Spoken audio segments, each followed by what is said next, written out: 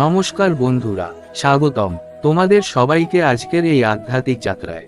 আমরা ইতিমধ্যেই আলোচনা করেছি শ্রীমদ্ভগবদ্গীতার চতুর্থ অধ্যায় জ্ঞান যোগ, যেখানে ভগবান শ্রীকৃষ্ণ আমাদের শিখিয়েছিলেন জ্ঞানের শক্তি, কর্মের প্রকৃত অর্থ এবং কিভাবে জ্ঞান দিয়ে অজ্ঞানকে দূর করা যায়।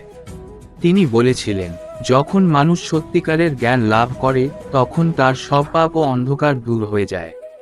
কিন্তু এখানেই একটি বড় প্রশ্ন উঠে আসে, জ্ঞান বড় না কর্ম? কর্ম ত্যাগ করব না কর্ম করেই মুক্তি পাব? এই প্রশ্নের উত্তরই আমরা পাবো আজকের পঞ্চম অধ্যায়। অধ্যায় 5, কর্ম সন্ন্যাস যোগ। 1, কর্মত্যাগ বনাম কর্ম করা। আসল সত্য কি? অর্জুনের মনে দ্বিধা ছিল, আমি কি সব কাজ ছেড়ে দেব, না কাজ করেই ঈশ্বরকে পাব? ভগবান শ্রীকৃষ্ণ খুব স্পষ্টভাবে বললেন, শুধু কাজ ছেড়ে দিলে মুক্তি আসে না, বরং নিঃস্বার্থভাবে কাজ করলেই সত্যিকারের মুক্তি আসে। অর্থাৎ কাজ থেকে পালানো নয়, কাজের ফলের আসক্তি ত্যাগ করাই আসল সন্ন্যাস।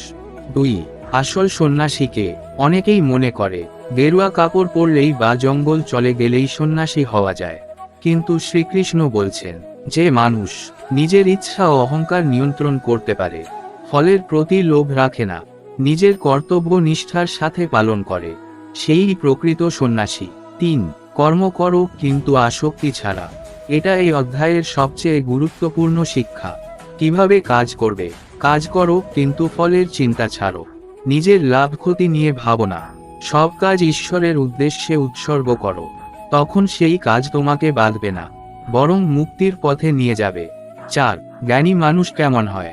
ভগবান বলেন, সত্যিকারের জ্ঞানী ব্যক্তি সুখে দুঃখে সমান থাকে, কাউকে ঘৃণা করে না, সব জীবের মধ্যে ঈশ্বরকে দেখে সেই বুঝে যায় সবকিছু একই পরম সত্যের অংশ।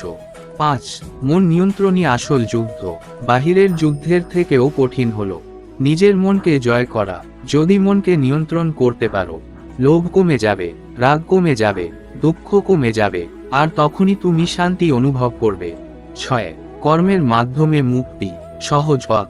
শ্রীকৃষ্ণ আমাদের একটা সহজ পথ দেখিয়েছেন, তুমি কাজ করো কিন্তু সেই কাজ আমাকে উৎসর্গ করো। এর ফলে তুমি পাপ থেকে মুক্ত হবে, মন শান্ত হবে, জীবনে ভারসাম্য আসবে। পঞ্চম অধ্যায় আমাদের শেখায়, কাজ থেকে পালানো নয়, কাজের ফলের আসক্তি ত্যাগ করাই মুক্তির পথ। নিজের কর্তব্য পালন করো কিন্তু অহংকার ছাড়া, মনকে নিয়ন্ত্রণ করো, সবকিছু ঈশ্বরকে সমর্পণ করো। বন্ধুরা, জীবনে আমরা অনেক সময় ভাবি সব ছেড়ে দিলেই শান্তি পাবো, কিন্তু শ্রীকৃষ্ণ আমাদের শেখাচ্ছেন, কাজ করো কিন্তু আসক্তি ছাড়া। এটাই জীবনের আসল যোগ।